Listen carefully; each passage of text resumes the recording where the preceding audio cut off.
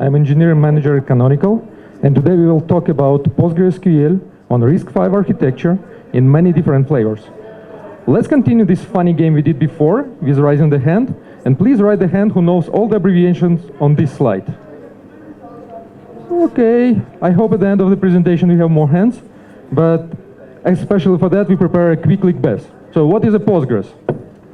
It's a relational database, 20 years old, also known as PostgreSQL and Postgres. It stores your data and gives it to you back on request, and requests are written in a SQL query. You write in the query, you are getting the data. It's simple, right? So that's Postgres. The mascot is elephant. We learn it. Wow. Next one, RISC-V. What is that? Right. So this is an architecture, and we have many of them. So why this one is better than others? In fact, to remember, you just need to remember two things. There is a CISC and there is a RISC. Complex instruction set and reduced instruction set. Almost 200 instructions, around 100 instructions. So less means simpler. The good example of complex instructions are Intel, AMD, you are using daily on your laptops. That does a job, eat a lot of power, but we are happy. Or we're happy for the last 50 years. On another side, in parallel, all the time, there was a RISC instructions, matured, produced, and in IBM invest a lot, ARM. So every phone in your pocket does invest into ARM, and this is all RISC architecture. And there used to be MIPS, and also RISC-V is the next successor, because ARM has a list of challenges RISC-V solves. So that's easy to remember. What RISC-V is the architecture which will have a promising future. Why? Simple. Ask ChatGPT which architecture is popular today. And you'll see a graph like that, where CISC are obviously dropping down and RISC is growing up. And that trend is going only faster. So, third term, APT. What is that? You see, this is our working horse we are using daily. We are installing Debian packages using APT tool. This is main tool, as simple as sudo apt install Postgres, and you have Postgres locally running, and we are all happy for decades with APT tool. So, what is a snap? Right, so that's another packaging system which utilizes Linux kernel and systemd only, literally, to allow your applications work in sandboxes.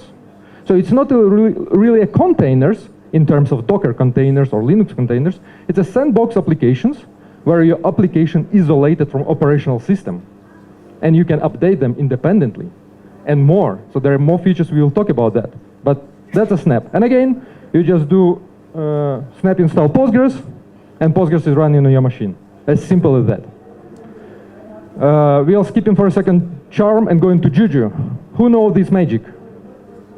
Hey, for sure. So, Juju is an orchestration engine which allows you to deploy, integrate, and perform entire lifecycle management for all kinds of applications on all kinds of infrastructure. For example, in this diagram, you see comparison of Juju to Terraform, to Ansible, and the rest. So you can see we are trying to cover all possible aspects, starting from day 0, then 1, then 2, but we will talk about that just in a second. Coming back to Charm, who knows what charms are? The same person, perfect. So the charms are the future, and that's what you need to remember. And in fact, it's an operator in Kubernetes terms, but in fact, it's a code. So if you have a book about the Postgres, how to install it, how to deploy it, how to maintain, upgrade, etc., and then you compress this book in a code, that's an operator. He knows how to install, maintain, upgrade an application. So Postgres operator, it's a code which knows how to do that. And Charm, it's our way, canonical way, to write that books, to write that code, which knows how to automatically do everything what you can imagine about all applications. But today we are talking about Postgres, so let's get back. But oops, bonus, we are going to expand. But I promise it's the last term. So we will have more fun further. So ROCs, it's actually our way to fix fundamental problems in Docker. It's a containerization framework which is compatible with a Docker. So all rocks can be run by Docker, by Kubernetes, can be uploaded to Docker Hub, to Amazon ECR, and more. Like, it's fully compatible, but it solves two mandatory, huge and very important problems. It's security and stability. You can do smaller rocks. Smaller means less CVEs inside, less vulnerabilities inside, and it works faster because it's smaller and ships only necessary things. There are concepts of chisels, slices, which allows you to, precisely point the bits you want to include in a Docker, in a rock, and run them as small as possible at scale. So that's all technologies we are going to talk today. And after 5 minutes of talking, we are still on the first slide. What a promising presentation, right? So let's go. Is canonical Ubuntu only? We all know canonical for Ubuntu, right? What else? What else this guy are doing there? But in fact, Ubuntu is just operational system sitting on a big pile of functionality. And it starts with a hardware level for automation, with MAS system, which is the abbreviation from Metal as a Service. So you can connect hardware at scale, power on it automatically, remotely, install their operational system, install the other storages like Ceph, all virtualizations like microcloud, OpenStack, or Kubernetes. With the assist of Juju, deploy all kinds of applications. And today we are talking about Postgres, right? So, we found Postgres in our portfolio. Excellent. There are neighbors, but we are talking today about Postgres. So let's move forward. But on top of that, you can deploy all other consuming applications. For example, Kubeflow. You need to train your model. You need to deploy Kubeflow or MLflow, and that Kubeflow and MLflow need a Postgres to store data, provisional, final models, etc. So that's, like a pie stacks on each other, and you need to have solution for each layer of this pie to quickly and automatically deploy any kind of applications, and complex one like Kubeflow, for example. Okay, moving forward. What's our vision? It's pretty simple. We would like to revolutionize the speed and durability of software deployments using a special unique model-driven based. And we want to do that for all possible scales we can imagine, and on all possible infrastructure. Hardware, cloud, we don't care. We want to cover everything. And that's what we have done, and that's what we are going to see. We are going to talk today about Postgres, like I mentioned, but there are more members available, and you can see this presentation as one of many. And there is a MySQL, there is MongoDB, there is OpenSearch, there is Kafka, and more. And all of that can be deployed quickly, automatically on all possible platform as a service, infrastructure as a service, or Kubernetes, managed or self-hosted, doesn't matter. Let's go step by step again. So what we know, and as you can see now, we are talking about AMD and ARM, just to have context what we are talking about.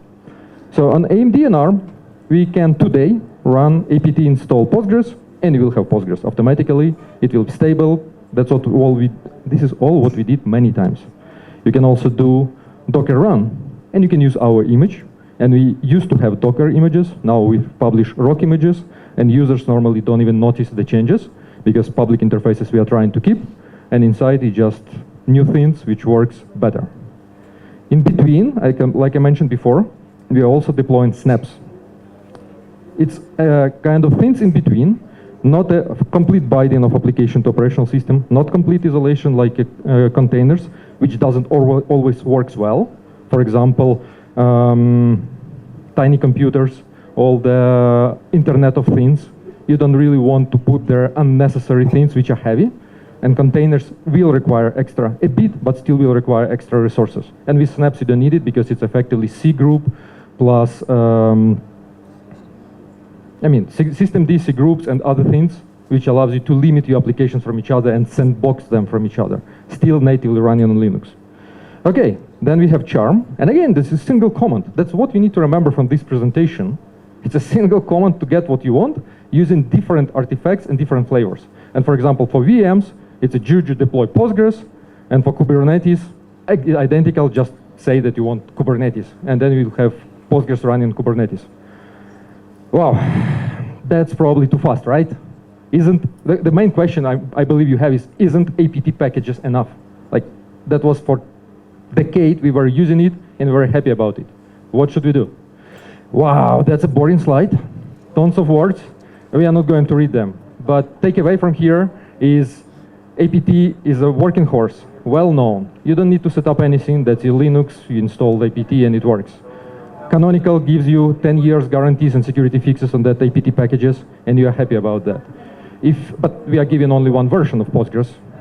And if you need more, you are going to vendor, where you have again Debian packages, you are fetching them, installing them, but probably vendors doesn't give you 10 years security fixes and more. So there is a list of problems, and one of them extra I want to highlight again is you cannot really upgrade the operational system easily because there is a shared libraries, SSL story, TLS, all that problems. But you need to install security fixes and the rest. That's why we created all that things, which does address that respectively in VMs and KATEs. And for example, snaps is being used by charms on VMs, and rocks containers being used by charms on Kubernetes. So now you see the logic that we need kind of atomic isolated artifacts to be able to automate everything and install everything automatically and maintain and upgrade, etc. So let's move forward to the story of day 0, then 1, day 2 I mentioned before. So there is a concept where on day 0, you're effectively designing your new deployment. Like, I want to bootstrap Google. So I might need a couple of data centers worldwide. I need servers, a bunch. I need tons of people. So you're designing things. Then you are doing effectively choices, like, will you use Postgres or MySQL? I mean, obvious answer. We will use Postgres, right? But MySQL is great as well. You are doing planning, how you are going to do that, and you are doing compliance checks because you want to be sure that you are compatible with Nepal laws, etc., before you go in to deploy anything. So that was day 0. And then 1, obviously, you are starting deploying, you are plugging the servers, you are buying, you are deploying the application there, installing operational system. And that's normally we all did for many times, everywhere, and that's most often we do stop because, job done. Things starts working, you see Google website works, and you can write there and query, and it works. But then suddenly day 2 comes, and website stops working, it starts working slow, and then you need to invest a lot of time in monitoring, in alerting because something is down, into the maintenance because there is a CVE fix you need to install, you need to make a backups restores, you need to test backups, you need to perform upgrades, and many more, including fine-tuning for performance and cost of your cloud. So that's like happens tomorrow, no one think about that, and that's actually a target we are going to address or have addressed by all that automation we did, and we are talking today with you. Again, complex table, just for a second, how we believe we are addressing different things by different artifacts on different days. As you can see, charm is our answer, how to address day 2 problems in fully automated way. And what's interesting is, and even on day 0, it simplifies our life, as we learned, because you don't need to think about clusterization of your application in initial stage.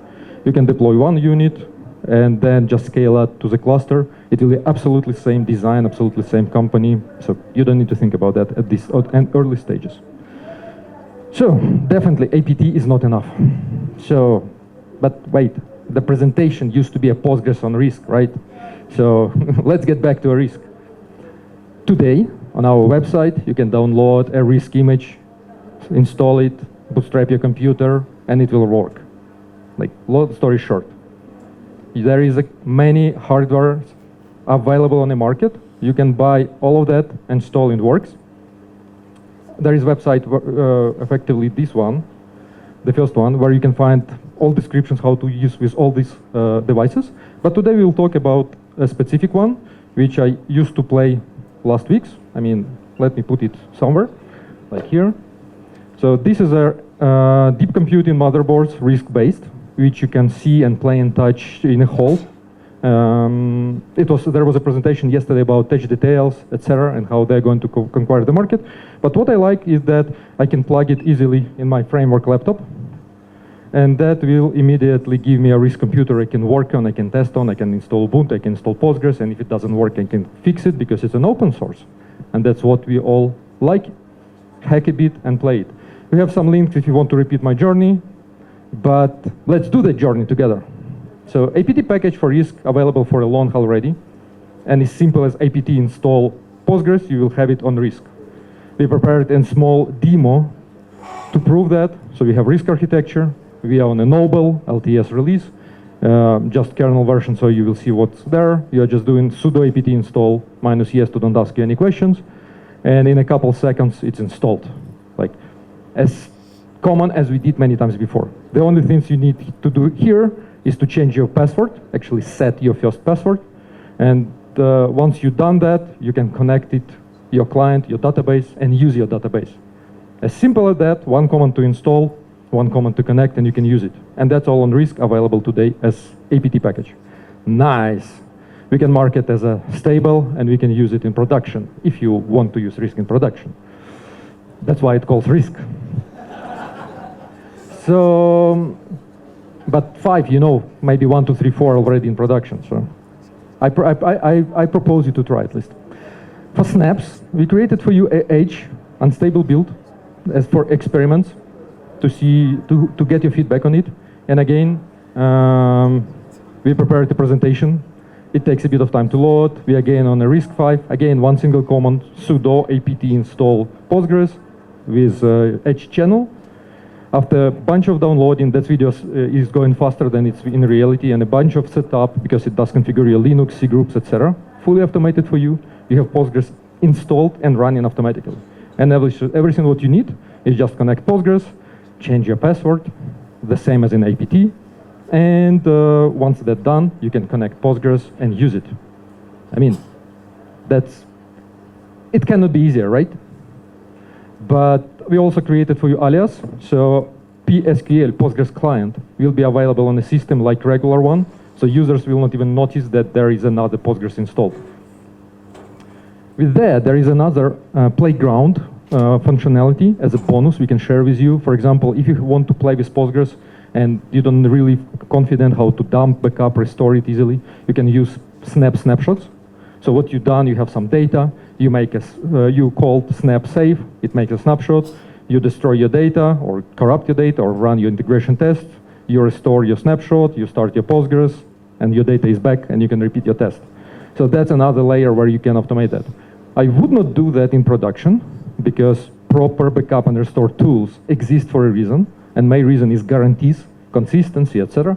But on playground or on the testing on a lab, if you need quick things, I am using that often. So, get back to Snap. Oh, we have another bonus. Come on, stop. It's almost over my presentation. So, let's see another video. A bit slow loading. Again, RISC-V architecture. Again, we are going to install a special tools which called Snapcraft. And with that, we'll show you how easy it is to build snaps yourself, comparing to apt packages. It takes a bit of time to install the tool. You need to specify classic, so tool have access to your machine to host operational system, because it needs to start other virtual machines to build in isolated environment. So once that's done, you install in LXD, our virtual machines and containers provider. You configure it, init it, you clone GitHub repository of Postgres Snap, went inside and run single command. Apologies, you need to add new architecture because we are on RISC, and today we are not supporting RISC officially, but that's all the changes you need to do. Add RISC and run one command, snapcraft pack. After that, in about I think 20 minutes or so, because you need to bootstrap machine, you need to install machine, you need to do there, you have locally available snap packed, and you can install it from here. So you can experiment in localhost. Just don't forget to put dangerous mode, because system doesn't allow you to install it with all securities. If it's a local one, there is on Snap Store, there is some scanning happens to guarantee that this snap is secure, etc., which are not available locally. Again, once installed, you have Postgres client connected and it works. Small remark, please always clean the house. As here as well, did you finish it? Recycle, and for Snap it's easy. Sudo snap remove, and you remove your Postgres. Purge here means delete my data as well. So otherwise it will keep it on the disk, so you can reinstall in Snap and have data still in place. Isn't that simple? Install, remove, done. Let's put the stamp, please feedback. As I said, it's an edge. We are willing you to cooperate, participate, so share your feedback with us. Going forward, we mentioned ROCs before, our OCI system, but here is a loading problem. Oh wait, 404 not found. Actually, it's coming soon because it just implemented 4 days ago and we had no time to test it and play it. But that's a good chance for you to step in and contribute. It's open source, it's everything on our website, and you can do that instantly. We have to strike out it for today, maybe next time. Talking about charms, again, single command, and we created, pre-built it in Edge build for you. You need to specify channel, and that will be done. Oh, we are lucky this time. It's loaded, perfect. So again, RISC-V architecture. Remember, we based on models. So we create new model, my Postgres. We set constraint to use RISC-V charms only. And we deploy Postgres specifying the channel we prepared for you and base, saying that it will be noble-based charm. Perfect. After some time, and I remind you that that's happened on this tiny, nothing cost computer, so it's about 20 minutes, I think. It's successfully deployed. And, oh, what was that? But it was fast here, faster than 20 minutes. It's a magic, Juju magic. Do you feel it? Yeah, perfect. So with all that, we can put another stamp. A reminder, it's experimental only. You can play with that, it's a playground. You can build your charms using the same way like a snaps. There is another charmcraft tool, like a snapcraft, which has one command, snapcraft pack and charmcraft build, I think in this case, or you may pack even as well. I don't remember everything on CI nowadays. And you can use it. But to do so, on that board, you need to have special Juju, which supports RISC-V. That's the latest version currently available, 4.0, released in special channel as a playground so you can play on it at your home. And to go there, I have to stop for a second to explain Juju itself, because it's a new thing, not everyone knows, but in fact it's a pretty old thing which just maturized recently to a new levels. So it's 10 years old, or even more project, which has a simple idea behind. I want to deploy application A, I want to deploy application B, and I won't let these applications talk each other without humans. Like, that's an idea of Juju, and that's so simple and so powerful, and you don't need to copy-paste all these passwords, credentials between config files. Like, no. I just want to deploy Postgres, I want to deploy Mattermost. Mattermost is our chat system, for example. And I want to integrate them. And for Juju, it's a 3 commands in your terminal. For example, Juju deploy Postgres Kates as an example. Juju deploy Mattermost Kates. Juju integrate Postgres with Mattermost. Done. The Mattermost will tell, hey Postgres, I need database. Postgres will say, I have nothing. Okay, let me create one for you. That's actually IP address to connect, port, TLS settings, login and password. Feel free to connect. And Mattermost put that in his config and reconnect. That's it. And it starts using database. Well, CLI probably is not really sexy, so let's do clusters. I want to have 3 Postgres units, I want to have 3 Mattermost units, and I want to get them to connect, and I can organize that as a YAML file, simple one. So, charm Postgres will be my application DB, charm Mattermost will be my application chat, I want 3 units here and there, I want to relate them in specific way, and one command, Juju deploy my YAML file trust, done. Trust is necessary for Kubernetes to allow access to Kubernetes resources and configure all these services, etc. In a couple of minutes, you will see that example. So everything deployed and pretty fast. And when I'm saying fast, I'm really mean fast. So like on my laptop, because remember there is no Kubernetes on RISC-V, so I have to show you that on my laptop. So on this laptop, that YAML file, and you see it on the screen, has been executed, I don't remember, less than in 10 minutes, which means fully configured Postgres cluster, fully configured Mattermost application, fully deployed, and I can start using it in one command. So I can watch, yesterday there was a nice example that you can watch a couple of series of Friends. I don't think you will have enough time to watch a Friends here, but that's how it looks like in life. There is something happening, some signal sent somewhere, some containers created somewhere on my Kubernetes, everything automatically. And in this particular case, you can still use your kubectl to see what's going on in Kubernetes, because effectively Juju is just configuring Kubernetes for you. According to playbook of Postgres, we rewrote as a Python code, because charms currently written in Python. And the last member is going to join the cluster configured, primary elected in place. And that's a screenshot you saw a second ago. Done.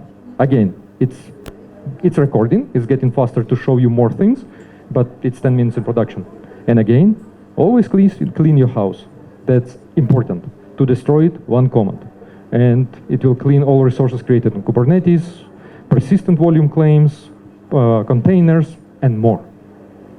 you don't need to spend your time on that boring tasks.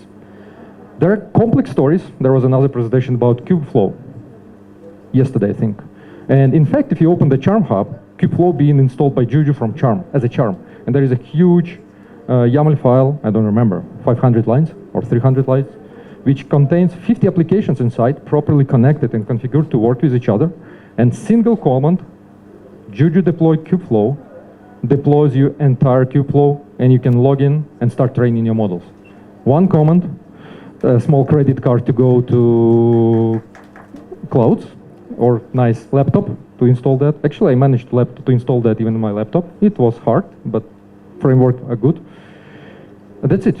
As simple as that. Boring to work with YAML files. We have Terraform for you. Integrate our module, use your module, contribute to us. It's all open source. And again, as I mentioned earlier, we have many applications on Charm Hub already.